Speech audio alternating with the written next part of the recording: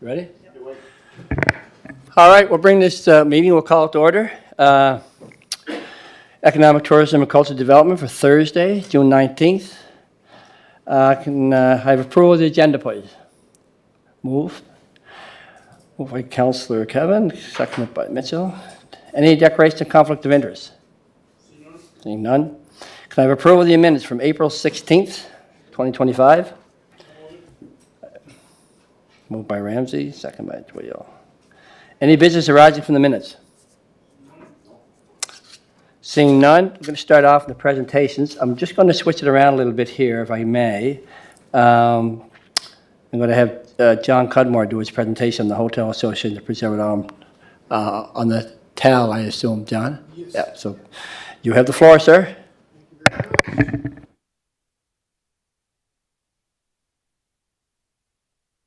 All for coming together today for this presentation. It's a beautiful day out there, and it's a good day to be around Charlottetown. I make the presentation as chair of the Hotel Association of Prince Edward Island, along with our partners, Discover Charlottetown, Meet PEI, and the newly incorporated Surf Charlottetown, requesting your support to increase the current 3% room levy that has been in effect since June 2011 to 4% effective January 1st, 2026. With us today, we have representatives of the three partner organizations. Emma McKenzie is to my right. Emma's the city's representative on our SURF committee. Welcome, Emma. And of course, Susan Freeman, executive director of Meet PEI, and her chair, Welcome, Jason Sue. Clark from the Thank you. Delta Marriott, Thanks, and Jason. Heidi Zen. They're available here today after the presentation to answer any questions that you Okay. may have. We're fortunate to have these three great organizations driven by nonprofit boards working closely with the city, investing these consumer funds to strengthen Charlottetown's visitors' economy and community experience. We value the strong partnership we've built together. That collaboration has played a key role in driving year-round tourism, supporting local businesses, and making Charlottetown a vibrant and welcoming city for residents and visitors alike. These days, with limited access to other new funding sources, increased investment through the levy is essential. The proposed adjustment would enable our organizations to respond to growing demands, strengthen our strategic initiatives, and build on recent successes in destination marketing, cultural programming, business events, and hosting meetings, as well to continue to compete in the competitive sports tourism score bids that often require six figures to support the land. Obviously, we had great news yesterday with the Scotties. Yep. Obviously, Yep. part of our levy money, and thanks to the city, you're proud of that. actually Yep. participating as well. As you may be aware, the tourism accommodation levy was implemented in January of 2008 at the request of the Hotel Association of Prince Edward Island, and has been the envy of and copied by many since. On review of the other regional destinations charging up to 4% and higher in other areas of the country, our group has unanimous support from our board for this increase. So really, as I mentioned to you, Chair, short and sweet. That's what we're asking for here today. That's what we're here for today. And I would welcome members to ask any of the representatives of the various organizations questions as you see fit. So, thank you, John. And just a couple of things. And the program has worked extremely well. And I just wanted to make it public that, just in case anyone thinks it's taxpayer dollars, it's not. So I just wanted to make that clear. But we have had a lot of great success, and I believe, John, correct me if I'm wrong, the last time the percentage was raised was 2011? It was 3%? Actually, it was 2011, yes. Yeah. By 1% at that time. Yeah. Yeah, so anyways, it's been a good news story. So I'll open up to the floor for Councillor Tweel or Councillor Ramsey or His Worship if they have any questions on the proposal. I'm good. You're good? Councillor Tweel, you're good? Yeah, a couple questions. Go ahead. Yeah, thank you for the presentation, John.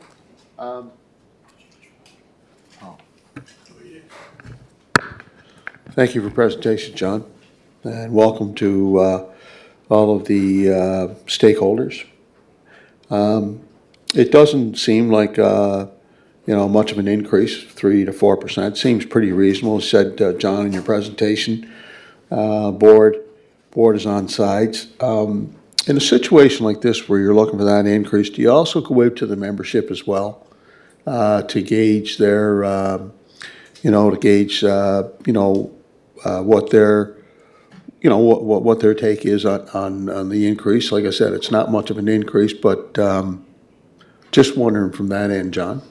We certainly, Councillor, we look at our boards, respective boards, like the Hotel Association of Prince Edward Island met as a group, and it was tabled by members of our organization. Yeah. It was voted on unanimously to move it up, and we debated, discussed various amounts, and obviously, there's no one that cares more about the effect pricing and has on our industry than we do as operators. The last thing we want to do is upset anybody or turn anybody off, but I certainly have a lot of respect for the people around our table, and it was felt that 4% was very reasonable, and that's the extent of, our consultation. I mean, it's one of those things we've led the charge all along, and we really haven't had any pushback from anyone. As I mentioned, the prices of levies, I think Fredericton's up to 4% currently, and we're a great destination here in Charlottetown. We have a lot to offer, and we just want to keep those people coming in and keep the heads in beds and restaurants busy.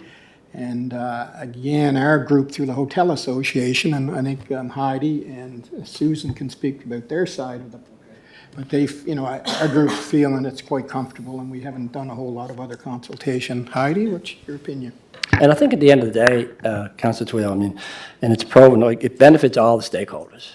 This brings a lot of things. I understand that. Okay. I'm just, Okay. just trying to, I'm trying to understand the process, that's all. If I may, I think it's a great question, Councillor Twill, and hopefully I don't get my wrist slapped, because I don't mean to be counterproductive to this conversation, because I do think we need more funding, and myself and our board of directors are very in favor of the 4% increase. However, since we are in a room with our partners, I think it's important to acknowledge that the B&B owners are going to kick up a stink. They are not part of the Hotel Association. When many of them with 10 rooms and under just had the TAL introduced to them recently when those bylaws changed. So I just want to make sure that as a group we're talking about that and acknowledging it, because we will hear from them. They are our partners too. They do absolutely benefit from what we do. But they did just get in the groove of submitting this 3%, and there will be a group of them that we go back to and say, hey, now it's 4%. It's going to ruffle some feathers. Like anything, it will ruffle feathers. So I just want to make sure that we're just not ignorant to that, and it doesn't come as a surprise if we decide to move forward with this. So I think, Heidi, as an organization, I think you guys have the opportunity, if you want to pause that particular group, you guys can talk about that. Sorry. If you want to pause that particular group because they've just come in, you guys can make that decision. You can have 4% increase, but for them, if it's 12 months or what have you, you can leave that at 3%. Certainly did give that a lot of, we did give that a lot of discussion, a lot of thought, and we felt pushing it out till January 1st, it gives them the whole summer of going through the 3%. And Okay. The other thing to keep in mind, out of all this, there's the revenue that's coming from it, based on, a typical year would be about 90% from the hotels and resort hotels in the city, and about 10% from the B&Bs. So it's that's important to factor in, but I'm not saying we certainly could, we can talk about it and consider it. And I wasn't suggesting that. It was just for the purpose of information sharing. I just didn't want anybody to be blindsided. Yeah, no, and I think Wayne has brought that up before. And I don't know, Wayne, did you want to speak?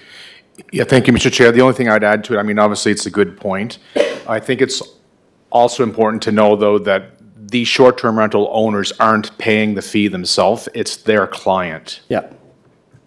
And I think it's a benefit to everybody, so. Any other questions? Yeah. Councilor Twill? So thank you for that. I'm just trying to understand, all the players. So, okay, you got the bed and breakfast. And does this also include the Airbnbs as well? It's Okay. every licensed operator in Charlottetown. Okay, all right. Well, just as long as, there's communications and, you mentioned, some concern from the bed and breakfast, and would you include the Airbnbs with that as well? I care a little bit less about them, to be honest. Not that they're not important, but it's just that the B&Bs have been, and listen, no, I think our Airbnbs are important. Absolutely, don't get me wrong on that. But the B&Bs have been longer members and partners of the organization, and I think the Airbnbs, Okay. while they're important, they've had a free ride in a fancy car and have benefited from all the things that we're doing. So asking them to pay 4%, I think, or asking the visitor to pay them 4%, asking them to collect it, I don't see that as a problem. Okay, thank you. Councillor Ramsey? Yes, thank you for that. Heidi, how many B&Bs is there out there approximately? Is there 6, or it's hard to say? Top of my head, maybe 15. Oh, is there? Okay, I didn't realize there's that many. I mean, you think of like the Duchess of Kent, you think Oh, about right. Elwood, you think about Dawson House, like Okay. it really trickled. Yep, I guess Brooks properties, like the Fairfield properties are all Right. gone now, so that doesn't really Yeah. count. But I think the perception for them, even though, yes, we know that the guest is the one that pays the fee, they feel that they are more in contact with their guests, so they feel the price sensitivities more. I think that's why they are louder, because it's the owner-operator that is there collecting the payment, explaining what the 4% is. So for someone like Helen at Fitzroy Hall, who this is a new adjustment for her, I know that we'll hear from her. And again, it's not that I don't agree with it, and it should be across the board, it's just preparing for that. yeah, okay, thank you for that. All right. Yeah, Mr. Chair? Oh, yeah, go right ahead. I want to hear Wayne too. Mr. Chair, I just wanted to add to the discussion that today we're receiving for information purposes, so as per our protocol, we'd have to come back with a report to the committee next month, so there wouldn't be a vote today. Yeah, because that's my point. Point of order is there is no report, so we're just getting a discussion on it. Heidi's taken quite a switch. I remember back in 2019, Heidi, we were in that room next door talking about Airbnbs, making sure that the TAL was attached to them. And Oh, yes. Yes, okay. But we did that. Good, yeah, we did got that, it. and it's been a good move. But again, it's not being paid by the owner operator of any of the facilities. It's being paid by the consumer. It's a consumer tax. And as you know, we only have one form of property tax, one form of taxation, property tax. This is another way, as the chair knows quite well, to generate revenue. Mind you, now that revenue goes to 3 components: Meet PEI, Surf, and Discover Charlottetown. All about promoting Charlottetown for the, come down to Charlottetown, great place to visit, great place to have fun, dine, and so forth. Look, it's a great idea. John, I might have missed it. If you compare our 3 to 4% to other jurisdictions, that might have been already asked by Councillor Tweel, but I know that I've always looked for that. Where are we at in the ballpark? I know in Quebec it's a little different because their tax system is unique, distinct. Yeah, I did a quick search yesterday. Moncton's at 3.5%. St. John's, Newfoundland is 4%. Fredericton's 4%. Summerside still 3%. Miramichi's 3.5%. And then you get up into the central Canada. They're all over the map. Yeah. Yeah. So Niagara Falls is the we're dog's all breakfast. on the same ball field. Yeah, basically, you And don't- John, you go back far enough, same as Councillors Tweel and Bernard, when this all started, the TAL, when it started with anything above 4 rooms, anything more than 10 rooms. That's now it's any size of venue, whether you're Airbnb, STR, B&B, tourist home, hotel, motel, et cetera. It covers all. That should make sure that's in the report so that council knows that it's not just one sector that we're looking at. It's a sector that we're targeted right across the board. Thank you for your presentation. Thank you, Mr. Chair. All right, nope, we'll move on to the next agenda item, and Wayne will do up his report, and it'll come back to council. So thank you very much, John, for coming in, giving us the update and the report. Thank you. So Discovery Charlottetown, Heidi, you're up. Yeah, I don't know, is my presentation gonna magically appear, or am I supposed to do something? I'll leave. Tracy made it in the Zoom.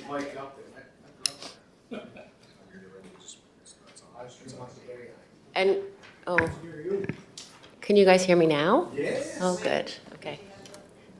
And do I just, yeah, just press? This is for me? You go ahead, you're in control. Okay, great. Well, thanks, everyone. Thanks so much for having me here. I guess this is a timely time for me to be presenting this in light of the TAL discussion. So it kind of made sense and worked out that you went first, because now we get to talk about all the things that we do with that pot of money. So I think everyone in the room here is quite familiar with what we do. But because things change, and because a lot of the stuff we do, with the exception of the events and product development initiatives, are targeted at people off island, I think it's always nice to just take a zip through and just see what we are showcasing to our friends in neighboring provinces, to our direct flight markets, et cetera, et cetera. So this is our crew, with the exception of Ellen, who's on mat leave. Our board of directors, we have Ben Murphy, Jason, who's here with us today, Joanna from the Arts Hotel, Kevin J, Antoinette Gosling from DP Murphy, Julia Campbell from GEMS, and Vanessa Smith. I might come back to my brain dump. I did this after. I'm just coming from another presentation, so I had a lot of thoughts in my head. So I'm going to come back to, actually, I'm not going to come back to it. We're going to talk about it right now. I think everyone knows what our role is as a destination management organization. It's been interesting to see how that has shifted in the approximately 15 years that I have been involved in my role in one way or another. Before, DMOs really stood for a marketing organization. So I kind of think life was a little bit easier back then when we were just focusing on marketing the destination. But unfortunately, to support the ecosystem and support year-round tourism growth, we can't market a season that doesn't have a lot going on. So we play quite a bit in the product development field. We don't take on risk with events, but as you folks know and are great partners to us, we do a number of shoulder season events to help define and inspire and romanticize the shoulder season. So, we've gotten into product development. We're now in chats with Michael Roos here at the city about developing a tourism master plan, hopefully in conjunction with you folks. And in my mind, that actually came from a meeting we had with the Atlantic DMO CEOs, and Susan was there with me as well. And I asked Ross from Discover Halifax, I said, what was the single most important thing you have done for your industry in the last few years? And he, with very little hesitation, said that it was developing a tourism master plan. And I kind of had like a moment where I was like, I can't believe we don't already have one. It's so important. There's so many people that are doing similar things, all really important. But if we have a guiding document that takes municipal priorities, tourism priorities, convention priorities, Eastlink Center priorities, you take all these people together, and together you develop what are our priorities. If we're looking at this as a team, what are the things that we need to focus on? So it just, I think, will help us all have some guiding principles, because it's really easy to go down rabbit holes for all of us. So I think that's going to be a really important piece of work that I hope that we can work on together. I think, too, another thing that Discover Charlottetown is really proud of is the catalyst effect of some of the things that we do. And I think Christmas is a really beautiful example of that. And again, we couldn't do it without the city. You guys were hand in hand doing this together. We came together as a group and we said, how do we make Charlottetown the most like Hallmark Christmas movie? How can we inspire people to come in November? Like, November is traditionally a pretty SHIT month for tourism. It doesn't look great. The snow hasn't fallen yet. The ground's mucky. And it's like, how do we romanticize November?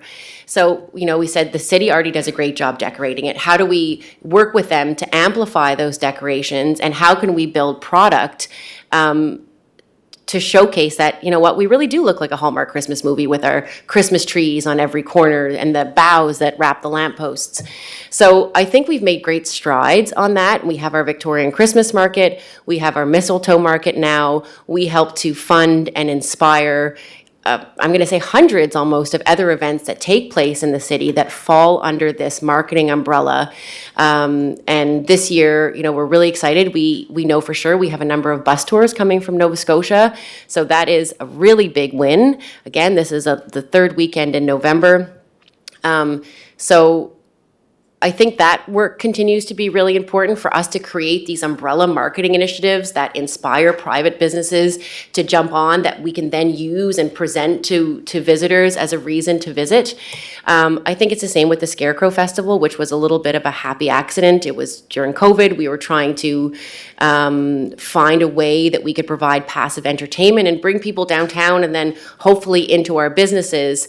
And then, people really liked the idea of the Scarecrow Festival. At the time, Lunenburg, Mahone Bay, which had a successful Scarecrow Festival, had stopped doing theirs. So there was kind of a gap in that market to inspire East Coast travel. And I think that there's lots of potential around this. And we have, ghost walks and tarot card readers in the park and people up their decor. And we have the scarecrows around town, which I think we can continue to improve on, continue to make kind of more pieces of art, because I think that's a really great hook for visitors in Nova Scotia and New Brunswick to say, hey, there's a Scarecrow Festival and it's all October. And then within that Scarecrow Festival, there's ghost tours. We talked with our hotel partners about having haunted hotel rooms. We pay the horse and wagon to be on the streets consistently. So all those little things really help to contribute to a sense of place as well. So yes, but this is a bit of a tangent, but I think it's an important conversation. I think the last two festivals that I just talked about, coincidentally, we did not get any funding from ACOA this year. That's the first time that we have not received funding for those events. They are changing the way they do funding, and that is a real concern for me, because if you look at the strategies for both our provincial and federal government, they both obviously really have emphasis on the shoulder season, and I cannot think of two greater events that help to celebrate our shoulder season in need periods. So that was a real gut punch to find out that we weren't getting funding for those events. So I think we'll, Discover Charlottetown and the city and our other partners will have to work even closer to make sure that we can continue some of these traditions we started with limited budget amounts. And I think this goes back to that increase in levy and how important it is that we remain resilient against government funding cuts, which I think are just a reality that we're all going to be facing. So that's an important point to note. And then the other thing that we've really been looking at is switching how we look at our KPIs, like how do we determine success? And it was very clear cut before. It was all about bums and beds. Of course, that's still important. That drives where most of our money comes from. But it also is about, again, that catalyst effect, the sense of place. The stuff we do definitely makes Charlottetown a better place to live as well. So there's all these things that aren't just about bums and beds, but that kind of help organically drive tourism. And then I just actually went on a bit of a tangent about this in the last panel I was on, but I think too there needs to be considerable investment in AI technology.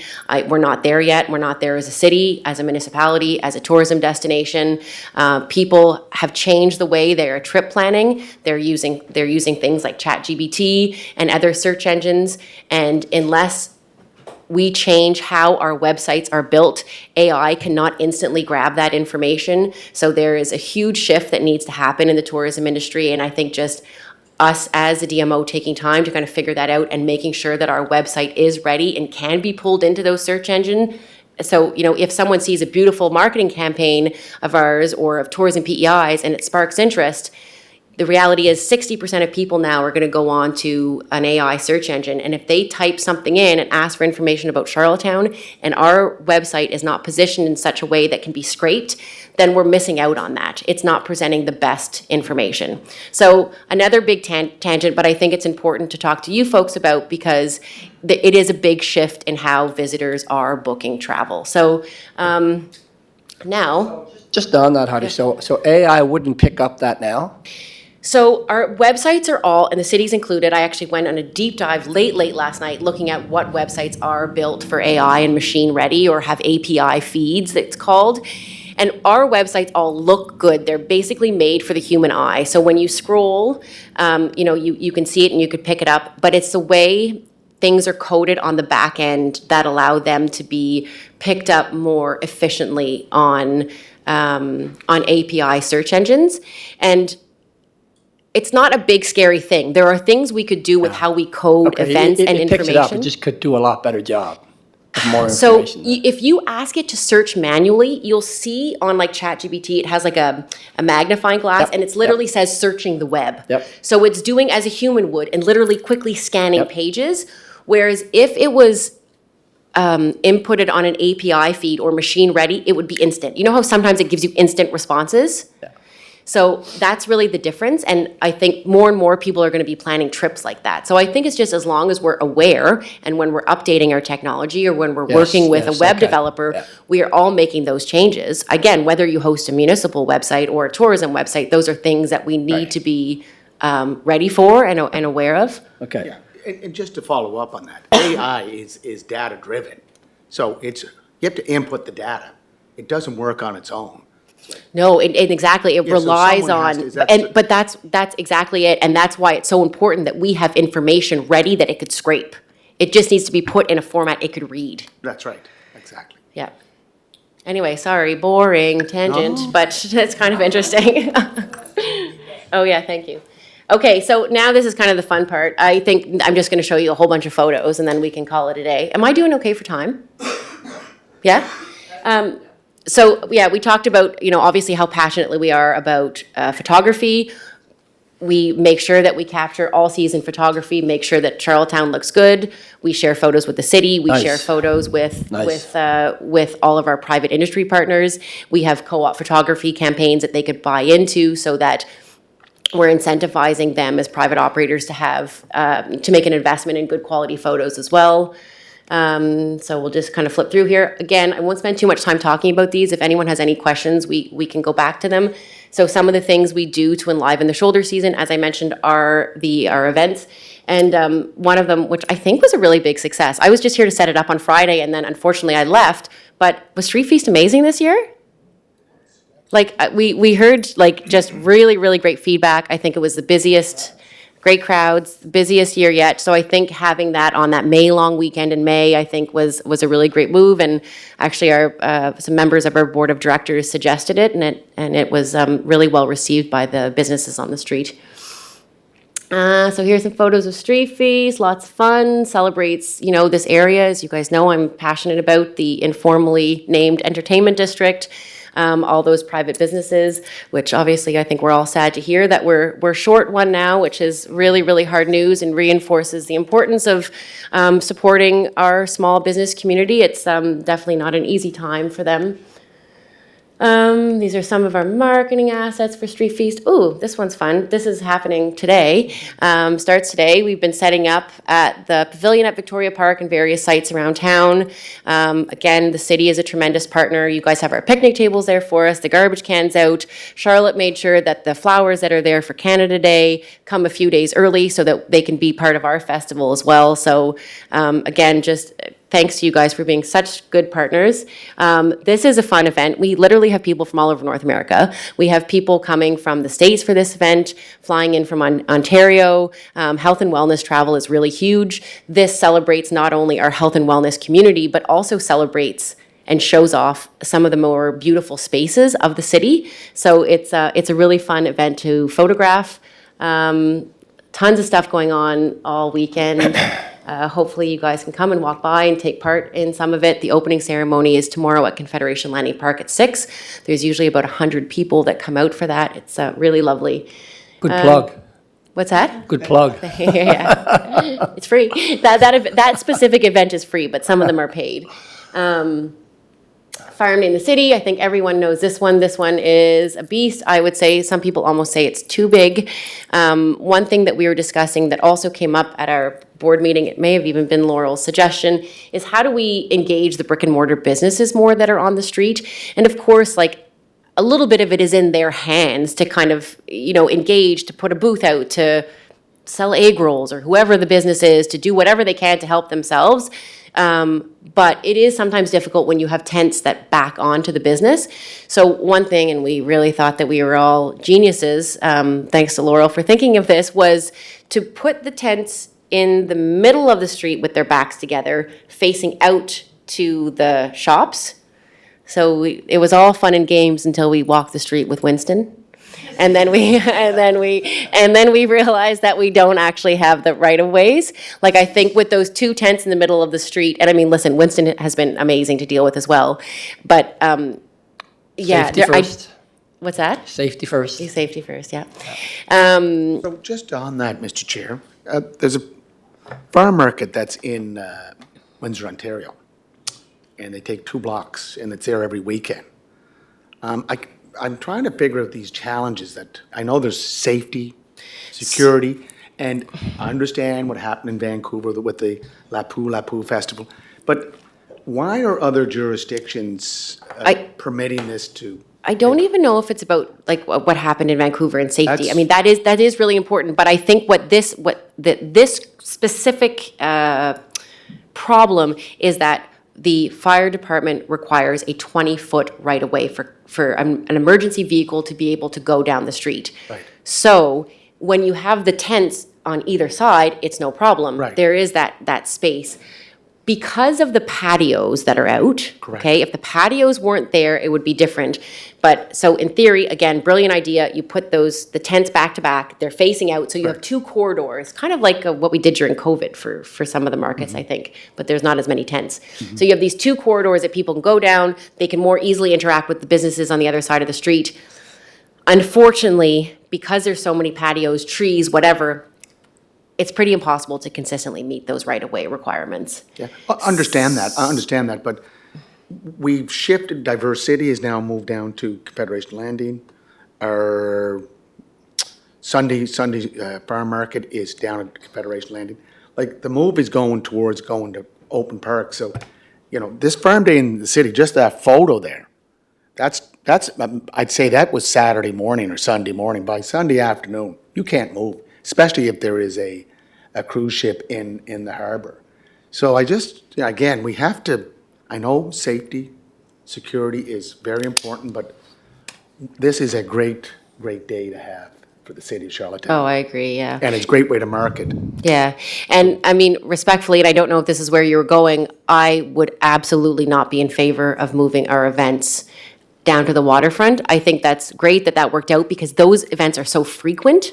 But because these are one-off, there's something really special about having all these people in the center of the community and having the opportunity for them to interact with all these brick and mortar businesses. And just very selfishly, from a marketing perspective and capturing these, it looks better. Diverse City is a one-day event also. Yeah, I mean, I can't speak to why you guys made those decisions, but yeah. But I just hope that they're not made for our events. I just want that to go on. Go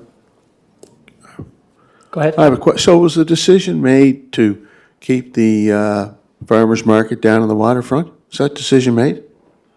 Well, that's something we'll talk about later. That's not No, part but of I our mean, no, presentation, but the so mayor I just said- wanna yeah, that's okay. No?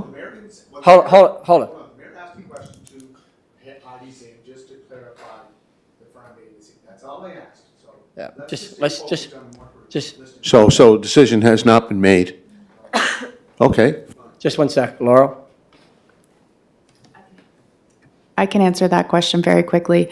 The farmers market specifically requested to return to Confederation Landing, so the city did not make the decision, the market made the decision, and Diverse City requested to return to that site as well. Thank you. Thank you, Laurel. So,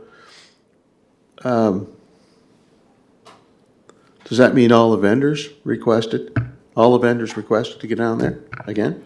Yes, so by the end of the season, when the market operator polled the vendors, they indicated to us that almost 100% of the vendors had decided they would like to stay in that location. Okay. Heidi, does that conclude your presentation? No, but I can. But that's a happy ending, though. I'll tell you what, you got a couple more minutes. Sure, absolutely. Oh, yeah, thank you. I don't want to get off track, so. Yeah, okay, so Farm Day, I mean, this is just visual, again, there's the Charlottetown Christmas Festival. I was happy to learn that we've been granted access for one more year to use Boulder Park for our mistletoe market. I'm not gonna, Probably more than a year. well, no, I certainly didn't get that impression. In theory, you would think, because I think it's such a perfect location for it. But I understand that there are bylaws restricting that, and I get the sense that they will only allow it for this year. But I We're will working on an say, agreement. Okay. That's in the process, yeah. if it can be allowed every year, I think that's great. All this flip-flopping and decision-making is very complicated when you're trying to run events. As you know, we just purchased it, so I mean, maybe some details will work out, but I'm sure it's going to be more than 1 year. Well, I really hope that you mean that, and I know that you've purchased it, but they still have I some wouldn't kind say of it if I weird. didn't mean it. Okay, all right. Talk to Michael. But anyway, I do hope it lasts. If it doesn't, I just want to make sure, and I think this is a plan, that when Victoria Row is redone, those sidewalks are going to be removed, and then we should have the right-of-way required to be able to have this on Victoria Row, which would be a dream. Ideally, it would go all through Boulder Park, around the side of Province House, and down Victoria Row. And it would happen every weekend, and then we wouldn't have this very weather-sensitive event. The Victorian Christmas Market would basically transition to a 5 or 6 week event with cute little huts, no more flapping white tents in the wind. Like, so that's kind of the dream and the goal. So I think that those things have been taken into consideration, but I hope they are. Like, the right-of-way on Victoria Row is really important, and we can't have that now because of the sidewalks. So I think it's gonna all be flat anyway, we digress. I'm sure Wayne can keep you up to date on that. Yeah, okay, super. We don't need to talk about that now. Anyway, Christmas, blah, blah, blah. Here's all of our digital marketing ads. I think we do a lovely job with our marketing of the city. We market to our drive markets, we market to our direct flight markets, and we market to Eastern US. And they all have different messaging. And if anyone has any questions on any of those things specifically, feel free to reach out and we can talk about it anytime. I could talk about it for a very long time. Here are some of our airport ads. Actually, Wayne, did you send these to me? No, but I see them in every airport. Yeah. Great, great, great. Oh, the other thing, I'll be really quick, 2 minutes, promise. The other thing that we developed, and I don't know if I've even presented to you guys since then, shortly after COVID, we developed a fund with ACOA initially. We asked them, we thought it was a long shot, if they would give us a pool of money that we could pass along to private operators to basically do cool things in time periods where they were having a rough go. So a Tuesday night, middle of November, shoulder season, whatever. I thought that ACOA was going to tell me to pound sand. They didn't. They gave us this pool of money. I had called it at the time the Ignition Fund.